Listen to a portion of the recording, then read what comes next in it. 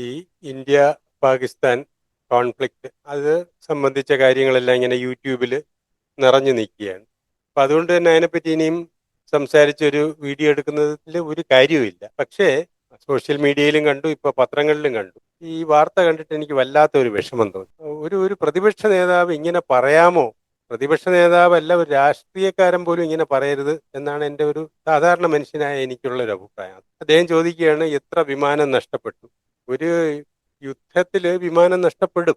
അത് നമ്മളിങ്ങനെ വെളിയിൽ പറഞ്ഞുകൊണ്ട് നടക്കൂല. ഇപ്പൊ ഉദാഹരണം പറഞ്ഞു കഴിഞ്ഞാൽ 1971 യുദ്ധം, അത് ഒരു സംശയവുമില്ലാതെ നമ്മൾ വൺ സൈഡഡായിട്ട് ജയിച്ച ഒരു യുദ്ധമാണ്. അതിൽ നമുക്ക് എത്ര വിമാനം നഷ്ടമായി? നമ്മുടെ ഇന്ത്യ ഗവൺമെന്റ് പറയുന്നത് 45 എന്നാണ്, പാകിസ്ഥാൻ പറയുന്നത് 100 മുതൽ 150 വരെ അവർ വെടിവെച്ചിട്ടെന്നാണ്. ഇന്ത്യക്കാർ പറയുന്നത് ചിലപ്പോൾ നമ്പർ കുറച്ചായിരിക്കും. പക്ഷെ അത് ഈ 45 ആണെന്ന് വിശ്വസിച്ചാൽ പോലും ആകെ 13 ദിവസമാണ് യുദ്ധം ഉണ്ടായിരുന്നത്. 14-ാം ദിവസം പിൻവലിച്ചു. ഈ 13 ദിവസത്തെ യുദ്ധത്തിൽ 45 വിമാനം നഷ്ടമായി എന്ന് പറഞ്ഞാൽ ഓരോ ദിവസവും നമുക്ക് 3-4 വിമാനം വെച്ച് നഷ്ടമായിരിക്കുന്നു. അതാണ് യുദ്ധം. യുദ്ധത്തിൽ നഷ്ടം ഉണ്ടാവും. അപ്പൊ അത് ഉണ്ടായോ ഇല്ലയോ എന്ന് രാജ്യത്തിന്റെ പ്രതിപക്ഷ നേതാവ് ഒരിക്കലും ഈ അവസരത്തിൽ അത് ചോദിച്ചു കൂടാത്തതാണ്. ഇപ്പൊ യുദ്ധത്തിൽ എത്ര വിമാനം നഷ്ടമായി, ഇത്ര വിമാനം നഷ്ടമായി എന്നൊന്നും കൊട്ടിഘോഷിച്ചുകൊണ്ട് നമ്മൾ നടക്കാൻ പാടില്ല. ശത്രു രാജ്യങ്ങൾ നടക്കും. നമ്മുടെ ശത്രു രാജ്യം പാകിസ്ഥാൻ അത് ചെയ്യും. പിന്നെ ഇംഗ്ലണ്ട് അത് ചെയ്യും. കാരണം 10-200 വർഷം നമ്മളെ കൊള്ളയടിച്ച പാർട്ടികളാണ്. അവർക്ക് നമ്മൾ ഉയർന്നു വരുന്നത് ഒട്ടും സഹിക്കില്ല. പിന്നെ ഈ പറഞ്ഞ മാതിരി അമേരിക്കയും ചെയ്യും. കാരണം അവരിപ്പോൾ നമ്പർ 1 ആണ്. നമ്പർ 2 ചൈന നിൽക്കുന്നു. ഈ ഇന്ത്യ ഇങ്ങനെ കയറി കയറി വന്നു കഴിഞ്ഞാൽ അവർക്കൊരു ബുദ്ധിമുട്ടാണ്. അവരും ചെയ്യും. അതിന് സപ്പോർട്ട് ചെയ്യത്തക്ക രീതിയിൽ നമ്മൾ ഇവിടുന്ന് ഒരു മനുഷ്യനും സംസാരിക്കാൻ പാടില്ല. ഈ 1971 നമ്മൾ ജയിച്ച യുദ്ധത്തിൽ എത്ര വിമാനം നഷ്ടമായി, എത്ര പട്ടാളക്കാർ മരിച്ചു, ആരും ചോദിച്ചില്ല. ഒരു പ്രതിപക്ഷവും ചോദിച്ചില്ല. അതാണ് പ്രതിപക്ഷ മര്യാദ. ഭാരത സർക്കാരിനെ പ്രതിരോധത്തിലാക്കുന്ന ഇഷ്ടം പോലെ ചോദ്യങ്ങൾ ശ്രീ രാഹുൽ ഗാന്ധി ചോദിക്കുന്നുണ്ട്. പാകിസ്ഥാൻ സർക്കാരിനെ പ്രതിരോധത്തിലാക്കുന്ന ഒരു ചോദ്യമെങ്കിലും അദ്ദേഹത്തിന് ചോദിച്ചുകൂടെ? എന്തൊരു അസംബന്ധമാണ് ഈ കാണിക്കുന്നത്. ഇന്ത്യക്കാര് സാറ്റലൈറ്റ് പിക്ചറൊക്കെ കാണിച്ചല്ലോ പാകിസ്ഥാനിൽ കുറെ ഡാമേജ് ഉണ്ടാക്കിയെന്ന്. അതേമാതിരി പാകിസ്ഥാന് ഈ പറഞ്ഞ മാതിരി റാഫേലിനെയൊക്കെ വെടിവെച്ചിട്ടെങ്കിൽ അതിന് സാറ്റലൈറ്റ് പിക്ചർ കാണിച്ചൂടെ? അമേരിക്കയ്ക്ക് സാറ്റലൈറ്റ് ഉണ്ട്, ചൈനയ്ക്ക് സാറ്റലൈറ്റ് ഉണ്ട്, എന്തുകൊണ്ട് കാണിക്കുന്നില്ല? അപ്പോൾ ഒരു പക്ഷേ ഈ സാറ്റലൈറ്റിനെയും കവച്ച് വെച്ച് ഒളിച്ചു വയ്ക്കാനുള്ള ഒരു സാങ്കേതിക വിദ്യ ഇന്ത്യക്കുണ്ടെങ്കിൽ അതൊരു വലിയ മിടുക്കല്ലേ? അല്ല, പാകിസ്ഥാനെ പറ്റിച്ചിട്ട് റാഫേൽ എന്നുള്ള മട്ടിൽ കുറെ ഡ്രോണുകളെയാണ് വിട്ട് അതിനെയാണ് പാകിസ്ഥാൻ വെടിവെച്ചിട്ടെങ്കിൽ അതും ഇന്ത്യയുടെ മിടുക്കല്ലേ? അപ്പൊ ഇതെന്താ സംഭവിച്ചതെന്ന് കുറെ നാൾ കഴിഞ്ഞ് ഈ യുദ്ധാന്തരീക്ഷമൊക്കെ അങ്ങ് മാറുമ്പോൾ പുറത്തു വരും. അതുവരെയ്ക്കും നമുക്ക് വെയിറ്റ് ചെയ്യാം. അല്ലാതെ ഈ യുദ്ധാന്തരീക്ഷത്തിൽ എല്ലാം പുറത്തു വിടണം എന്ന് പറഞ്ഞാൽ അത് പൊളിറ്റിക്സിനെ പറ്റി വിവരമില്ലായ്മയാണ് ആ കാണിക്കുന്നത്. പിന്നെ ഇദ്ദേഹം ചോദിച്ച രണ്ടാമത്തെ ചോദ്യം, ഈ ബാലക്കോട്ടില് അല്ല, ബാലക്കോട്ടല്ലല്ലോ, പഹൽഗാമില് ആക്രമണം ഉണ്ടായപ്പോൾ ഇത് സെക്യൂരിറ്റി ലാബ്സ് അല്ലേ, അതിനെപ്പറ്റി ഉടനെ അന്വേഷിക്കണം. എന്തൊരു വിഡ്ഢിത്തമാണ് ഈ പറയുന്നത്. സെക്യൂരിറ്റി ലാബ്സ് ഉണ്ടെങ്കിലാണ് ഇതൊക്കെ സംഭവിക്കുന്നത്. ഇപ്പൊ ഇസ്രായേലിൽ ഹമാസ് കയറിയ ഒറ്റ ദിവസം 1200 പേരെ കൊന്നു. അത് സെക്യൂരിറ്റി ലാബ്സ് അല്ലേ? ആണ്. പക്ഷെ അതാണോ അപ്പൊ ചോദിക്കേണ്ടത്? ഉദാഹരണമായിട്ട് നമ്മുടെ വീട്ടിൽ ഒരു കിണറിന് സൈഡ് വാള് കെട്ടിയില്ല. അത് ഒരു ലാപ്സാണ്, അമ്മയുടെ അല്ലെങ്കിൽ അച്ഛന്റെ. കൊച്ചു കളിച്ചോണ്ട് നിന്ന് ആ കുണറ്റി വീണുപോയി. അപ്പോൾ ഈ സെക്യൂരിറ്റി ലാപ്സ് അല്ലേ എന്ന് ചോദിക്കുകയാണ് അപ്പൊ ചെയ്യേണ്ടത്. ആ കുഞ്ഞിന് വേണ്ടത് ചെയ്യുക. പിന്നെ ഈ പറഞ്ഞ മാതിരി ഇനി വരാതിരിക്കാനുള്ളത് ചെയ്യുക. അല്ലാതെ ഒരു ബ്ലെയിം ഗെയിം അല്ല ചെയ്യേണ്ടത്. ഇത് സെക്യൂരിറ്റി ലാപ്സ് ആണ് എന്ന് അപ്പൊ വിളിച്ച് പോവുകയല്ല ചെയ്യേണ്ടത്. പിന്നെ ഈ സന്ദർഭവശാൽ ഓർമ്മ വരുന്നത് കൊണ്ട് പറയുന്നതാണ്. ഇത് പ്രതിപക്ഷ നേതാവ് പറഞ്ഞ കാര്യമൊന്നുമില്ല, വേറെ ആരാണ്ട് സോഷ്യൽ മീഡിയയിലിട്ട പോസ്റ്റാണ്. ആ, ആ, അതായത് ഈ പഹൽഗാമില് വെടിവെച്ച് പാർട്ടികൾ അവര് പാകിസ്ഥാനികളാണെന്ന് എന്ത് തെളിവ്? അല്ലെങ്കിൽ അവര് ഇന്ത്യക്കാരെ പാകിസ്ഥാൻ ട്രെയിൻ ചെയ്തതാണോ, അതിനെന്ത് തെളിവ്? ഇതൊന്നും തെളിവ് വേണ്ട. അങ്ങനല്ല നമ്മളിത് മാനേജ് ചെയ്യേണ്ടത്. ഇപ്പോൾ ഉദാഹരണമായിട്ട് ഞാനൊരു ഡോക്ടറാണ്. ഒരു പനി വന്നു, പനിക്ക് മരുന്ന് കൊടുക്കാം, പക്ഷേ ഇതാരാണെന്ന് അറിയാതെ വേറെ അണുക്കൾക്കൊന്നും മരുന്ന് കൊടുക്കരുത് എന്ന് പറഞ്ഞാൽ പകുതി പനിക്കാരും ചത്തുപോകും. നമ്മൾ ആരാണെന്നൊന്നും അറിയണ്ട. അത് സാധ്യതയുള്ളവനെ അടച്ചങ്ങ് ആക്രമിക്കുക. അതിനാണ് ഈ ആന്റിബയോട്ടിക്കുകളൊക്കെ കൊടുക്കുന്നത്. അതാണ് അതിന്റെ ചികിത്സ. അല്ലാതെ ഇതാരാണെന്ന് കണ്ടെത്തണം, ഇതിന് ഇയാൾ പാകിസ്ഥാനിയാണോ, പാകിസ്ഥാൻ ട്രെയിൻഡ് ആണോ, എന്ത് തെളിവ്, ഇങ്ങനെയൊന്നും ചോദിക്കാൻ പാടില്ല. ചോദിച്ചാൽ അടി കൊടുക്കണം. അങ്ങനല്ല ഒരുത്തരും പറയേണ്ടത്. ഒരു ഇന്ത്യക്കാരനും അങ്ങനെ പറയാൻ പാടില്ല. പിന്നെ നമ്മുടെ പ്രതിപക്ഷ നേതാവ് ചോദിക്കുന്ന രണ്ടാമത്തെ കാര്യം എന്തെന്ന് വെച്ച് കഴിഞ്ഞാൽ, ഈ ആക്രമണം നേരത്തെ പാകിസ്ഥാനെ അറിയിച്ചോ എന്ന് എനിക്ക് അറിഞ്ഞൂടാ. പക്ഷേ വിദേശകാര്യമന്ത്രിയുടെ പ്രസ്താവന പൂർണ്ണമായിട്ട് ശ്രവിച്ചപ്പോൾ എനിക്ക് തോന്നിയത് അറിയിച്ചില്ല എന്നാണ്. അറിയിച്ചു എന്നിരുന്നോട്ടെ. അറിയിച്ചാൽ തന്നെ അതൊരു വലിയ സിവിലൈസ്ഡ് സൊസൈറ്റിയുടെ ലക്ഷണമല്ലേ? ഞങ്ങൾ എന്താ പറയുക, ടെററിസ്റ്റിനെയാണ് ആക്രമിക്കാൻ പോവുകയാണ്, അവിടുന്ന് സിവിലിയൻസ് മാറിക്കോണം, പട്ടാളക്കാർ മാറിക്കോണം എന്നുള്ള ഒരു വാണിംഗ് കൊടുക്കുന്നത് ഒരു സിവിലൈസ് സൊസൈറ്റിയുടെ ലക്ഷണമാണ്. ഒരു പക്ഷേ അങ്ങനെ പറഞ്ഞെങ്കിൽ പോലും അത് നല്ല കാര്യമാണെന്ന് എനിക്ക് തോന്നിയിട്ടുണ്ട്. പിന്നെ ആ, ട്രംപ് ഇതിൽ മധ്യസ്ഥത വഹിച്ചോ? ട്രംപ് ആണല്ലോ ഈ യുദ്ധം അവസാനിപ്പിക്കാൻ പറഞ്ഞത്. ഈ ട്രംപ് എന്തെല്ലാം പറഞ്ഞിരിക്കുന്നു. നമ്മുടെ ഇസ്രായേൽ ഗാസ യുദ്ധം അവസാനിപ്പിക്കുമെന്ന് പറഞ്ഞു, റഷ്യ ഉക്രൈൻ യുദ്ധം അവസാനിപ്പിക്കുമെന്ന് അന്ന് പറഞ്ഞു. ഇതാ ഇപ്പൊ മെനങ്ങാന്ന് വീണ്ടും പറഞ്ഞിരിക്കുന്നു. അരമണിക്കൂർ പുട്ടിനുമായിട്ട് സംസാരിച്ച് ഇനി ഉടനെ അത് അവസാനിപ്പിക്കും. എവിടെ ഒന്നും അവസാനിക്കില്ല. അതിപ്പോ ഈ ട്രംപ് ഒരു വായാടിയാണ്. അത് നമുക്ക് അടച്ചു വയ്ക്കാനൊന്നും പറ്റൂല. നമ്മുടെ ശശി തരൂർ പറഞ്ഞതുപോലെ ട്രംപ് ഈസ് ട്രംപ്. അത് നമുക്ക് മാറ്റാനൊന്നും നോക്കൂല. പിന്നെ അങ്ങേര് പറയുന്ന പോലെ ഈ ട്രേഡ് വാർ ഭീഷണിപ്പെടുത്തി നമ്മളെ കൊണ്ട് യുദ്ധം അവസാനിപ്പിച്ചു. അങ്ങനെയൊന്നുമല്ല, നമ്മളെ കൊണ്ടല്ല അവസാനിപ്പിച്ച, പാകിസ്ഥാനാണ് ഇങ്ങോട്ട് വിളിച്ചത്. അതിന് യാതൊരു സംശയവും ഇല്ലല്ലോ. ഇന്ത്യയെ വരച്ച വരയിൽ നിർത്തി ട്രേഡ് വാർ കൊണ്ട് യുദ്ധം അവസാനിപ്പിക്കും. എങ്ങനെ അവസാനിപ്പിക്കുന്ന അങ്ങേര് പറയണേ? അങ്ങേര് പറഞ്ഞു ഐഫോൺകാരൻ ഇന്ത്യയിൽ നിർമ്മിക്കരുത്. നിർമ്മിക്കണ്ട, ഐഫോൺ അമേരിക്കയിൽ നിർമ്മിക്കട്ടെ. അങ്ങനെയല്ലേ അദ്ദേഹം പറയുന്നത്, മെയ്ഡ് ഇൻ അമേരിക്ക. നിർമ്മിക്കട്ടെ. ഇപ്പോൾ ഉള്ള ഐഫോണിന്റെ വില കാരണം ഇപ്പോഴത്തെ ഐഫോൺ ചൈനയിൽ നിന്നാണ് വരുന്നത്, അതൊരു 3, 4, 5 ഇരട്ടിയാവും. ഒരു അമേരിക്കക്കാരനും അത് വാങ്ങാൻ പോണില്ല. കച്ചവടം ഇല്ലാതെ ഐഫോൺ കമ്പനി പൂട്ടും. അപ്പൊ ട്രംപിനുള്ള ഏക ഓപ്ഷൻ ഒന്നുകിൽ ചൈനയിൽ ഉണ്ടാക്കണം, അല്ലെങ്കിൽ ഇന്ത്യയിൽ ഉണ്ടാക്കണം. ബാക്കി രാജ്യങ്ങളൊക്കെ ചെറിയ രാജ്യങ്ങളാണ്. അപ്പോൾ ഇന്ത്യ വേണ്ടെങ്കിൽ ചൈനയെ ഡിപ്പെൻഡ് ചെയ്യൂ, ചൈനയിൽ ഉണ്ടാക്കൂ, അതിന്റെ ഫലം അമേരിക്ക അനുഭവിക്കൂ. അല്ലാതെ ഇപ്പൊ നമുക്ക് വേറെ ഒന്നും അതിൽ പറയാനില്ല. അത് വെച്ച് ഇന്ത്യയെ ഒന്നും പേടിപ്പിക്കേണ്ട കാര്യമില്ല. അങ്ങനെ ഇന്ത്യയെ പേടിപ്പിക്കാൻ പറ്റത്തുമില്ല. പിന്നെ ഈ വൻശക്തികൾക്ക് ഇതിലൊക്കെ ഇടപെടലുണ്ടോ എന്ന് ചോദിച്ചാൽ ഇടപെടലുണ്ട്. എല്ലാ വൻശക്തികൾക്കും എല്ലാ യുദ്ധത്തിലും എല്ലാ കാര്യങ്ങളിലും, യുദ്ധം അല്ല, എല്ലാ കാര്യങ്ങളിലും അവർ കയറി ഇടപെടും. അത് നമുക്ക് ഏത് കാര്യം പരിശോധിച്ചാലും അറിയാം. പിന്നെ ഈ യുദ്ധത്തിന്റെ കാര്യം പറയുകയാണെങ്കിൽ ഇപ്പൊ താഷ്കന്റ്, പിന്നെ 65 ഇന്ത്യ പാകിസ്ഥാൻ യുദ്ധം, അത് താഷ്കന്റിലായിരുന്നല്ലോ അതിന്റെ ഉടമ്പടിയൊക്കെ ഒപ്പുവെച്ചത്. ആ ഉടമ്പടി ഇന്ത്യയുടെ ഉടമ്പടിയുമല്ല, പാകിസ്ഥാന്റെ ഉടമ്പടിയല്ല. അന്ന് രണ്ടുപേരും അങ്ങനെ തന്നെ പറഞ്ഞിരുന്നത്. ഇത് USSR, അതായത് റഷ്യ, അവർ ഡ്രാഫ്റ്റ് ചെയ്ത ഒരു സാധനമാണ്. അതിൽ രണ്ടുപേരും ഒപ്പിടേണ്ടി വരും. കാരണം അവരുടെ സഹായത്തിലായിരുന്നു അന്ന് നിന്നിരുന്നത്. എന്നിട്ട് പാവൻ ശാസ്ത്രി അന്ന് രാത്രി അങ്ങ് മരിച്ചുപോയി. ഒരു പോസ്റ്റ്മോർട്ടം പോലും ചെയ്തില്ല. എന്തുകൊണ്ട് ചെയ്തില്ല അങ്ങനെയൊക്കെ ചോദിച്ചു കഴിഞ്ഞാൽ അത് വേറൊരു വിഷയമാണ്. അപ്പൊ അത് നമുക്ക് അങ്ങ് വിടാം. പിന്നെ ഇന്റർനാഷണൽ അഫയേഴ്സിൽ പല കാര്യങ്ങളും നമുക്ക് മനസ്സിലാവില്ല. നമ്മൾ സാധാരണ ജനങ്ങൾക്ക് മനസ്സിലാവില്ല. പൊളിറ്റീഷ്യൻസിന് മനസ്സിലാവുമായിരിക്കും, എനിക്ക് മനസ്സിലാവും. ഉദാഹരണമായിട്ട് ഇപ്പൊ എന്തിനാണ് ഇന്ത്യക്കാരൻ താലിബാനുമായിട്ട് സംഭാഷണം നടത്തുന്നത്? അറിഞ്ഞൂടാ.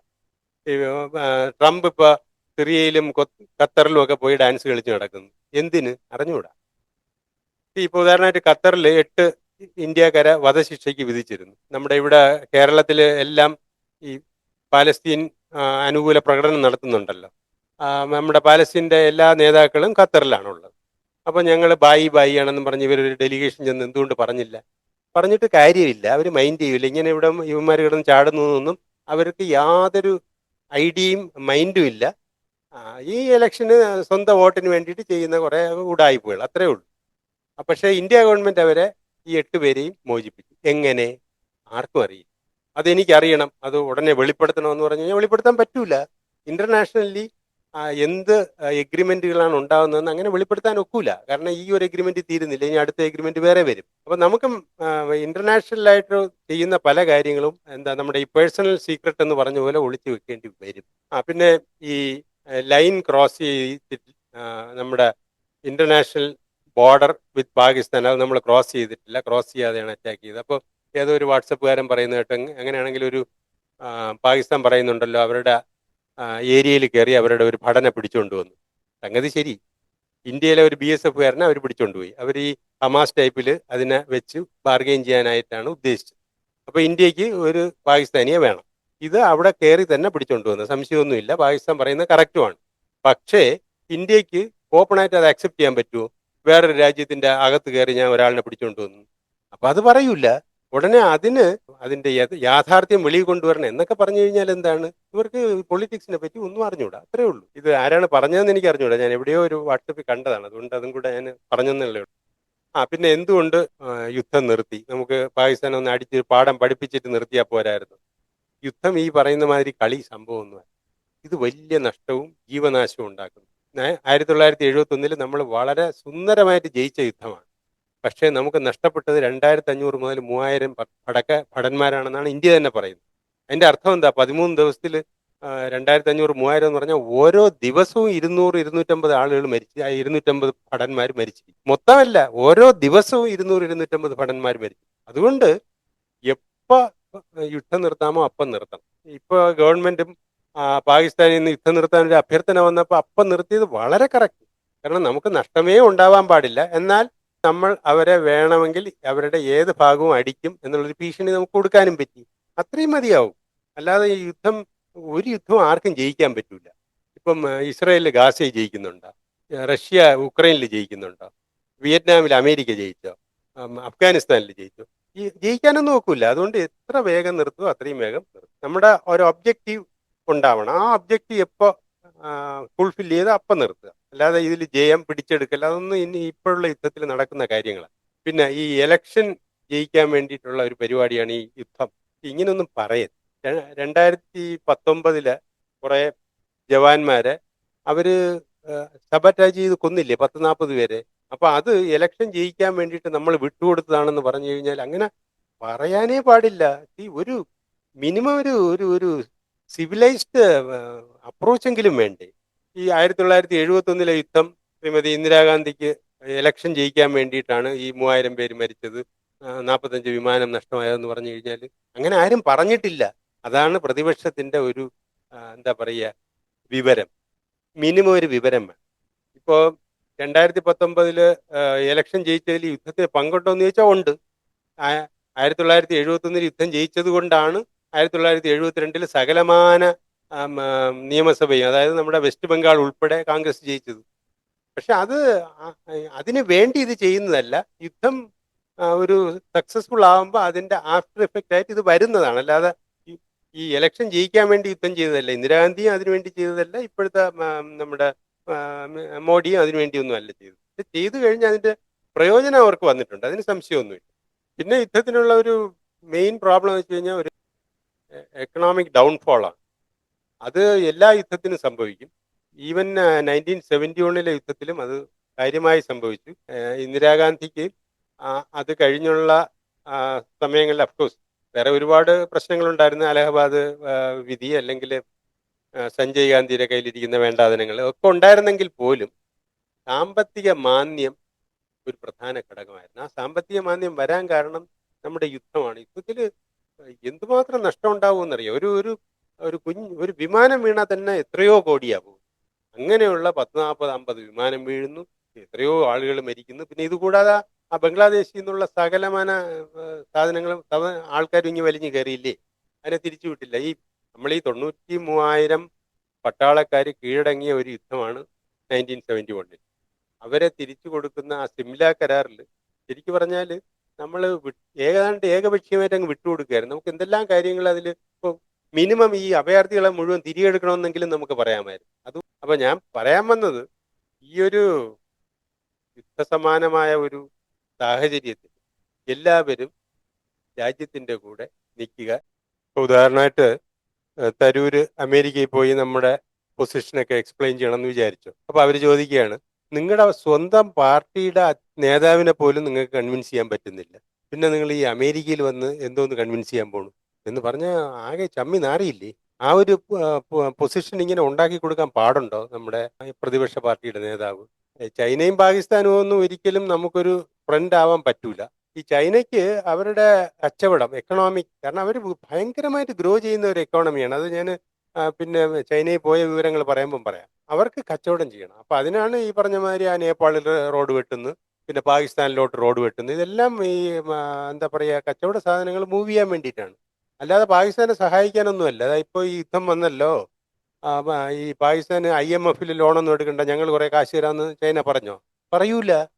ഈവൻ അവരുടെ ആ എക്കണോമിക് കോറിഡോറിന് വേണ്ടിയിട്ടുള്ള കൺസ്ട്രക്ഷൻ പോലും ഏതാണ്ട് ലോൺ പോലെയാണ് എഴുതി വെച്ചിരിക്കുന്നത്. കാരണം പാകിസ്ഥാൻ എന്തെങ്കിലും വേല കാണിച്ചു കഴിഞ്ഞാൽ തിരികെ ചോദിക്കാൻ വേണ്ടിയിട്ട്. പാകിസ്ഥാൻ വിചാരിച്ചു അവിടെ ഈ റോഡ് വെട്ടുമ്പോൾ അതിന്റെ സിമെന്റ് എവിടെ ഉണ്ടാക്കും, കട്ട എവിടെ ഉണ്ടാക്കും, ഒന്നും ഉണ്ടാക്കിയില്ല. എല്ലാം ചൈനയിൽ നിന്ന് കൊണ്ടുവന്ന് ഇറക്കിയാണ് ചെയ്തത്. അതാണ് ചൈന. ചൈനയെ സംബന്ധിച്ച് ഈ ഒരു കോൺഫ്ലിക്റ്റ് നിലനിർത്തണം. കാരണം ഇന്ത്യ വളർന്ന് ഒരു മാനുഫാക്ചറിങ് ഹബ് ആവാൻ പാടില്ല. അവരുടെ ചൈനീസ് സാധനം ഇവിടെ വിൽക്കും. അതിന് വേണ്ടിയിട്ട് അവർ പാകിസ്ഥാനെ ഉപയോഗിക്കും. കാരണം ചൈന യുദ്ധം ചെയ്യൂല. ചൈന യുദ്ധം ചെയ്തു കഴിഞ്ഞാൽ അവർക്ക് എക്കണോമിക് സ്ലോ ഡൗൺ വരും. അത് അവർ ഒട്ടും ആഗ്രഹിക്കുന്നില്ല. ചൈന ഒരു യുദ്ധവും ചെയ്തിട്ടുമില്ലല്ലോ. ആ കൂടി അതിര് മാന്തും പോലെ ഇങ്ങനെ ഇച്ചിരി ഇച്ചിരി മാന്തി എടുക്കുന്നതല്ലാതെ കാര്യമായ യുദ്ധമൊന്നും ചെയ്തിട്ടില്ല. പിന്നെ ചൈനയ്ക്ക് വേറൊരു ആവശ്യം കൂടെ ഉണ്ട്. കാരണം അവര് ഈ ആയുധ മാർക്കറ്റിൽ ഇപ്പം ഒരു കച്ചവടക്കാരനാണ്. അപ്പൊ അവരുടെ ആയുധങ്ങൾക്കുള്ള ഒരു നെഗറ്റീവ് വാർ ടെസ്റ്റഡ് അല്ല. അപ്പൊ അതുകൊണ്ട് അവൻ പാകിസ്ഥാന് കൊടുത്ത് വാർ ടെസ്റ്റഡ് ആണെന്ന് കണ്ടുപിടിക്കും. അതാണ് ചൈനയുടെ വേറൊരു ഉദ്ദേശം. പിന്നെ അമേരിക്കയെ സംബന്ധിച്ചാണെങ്കിൽ വാർ ടെസ്റ്റിംഗ് ഒക്കെ നടക്കും. കാരണം അവൻ എവിടെയും വഴക്കുണ്ടാക്കി അവരുടെ ആയുധം വിൽക്കും. അതുകൊണ്ട് അവരുടെ ആയുധങ്ങളെല്ലാം വാർ ടെസ്റ്റഡ് ആണ്.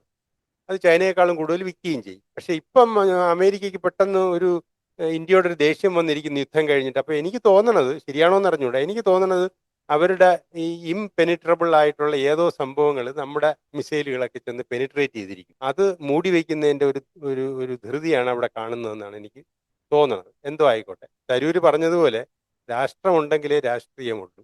അപ്പോൾ ഈ രാഷ്ട്രത്തിനെതിരായിട്ട് ചെയ്യുന്നത് എല്ലാ പ്രവൃത്തികളും എല്ലാവരും നിർത്തിവെക്കുക എന്നാണ് എനിക്ക് അഭ്യർത്ഥിക്കുക.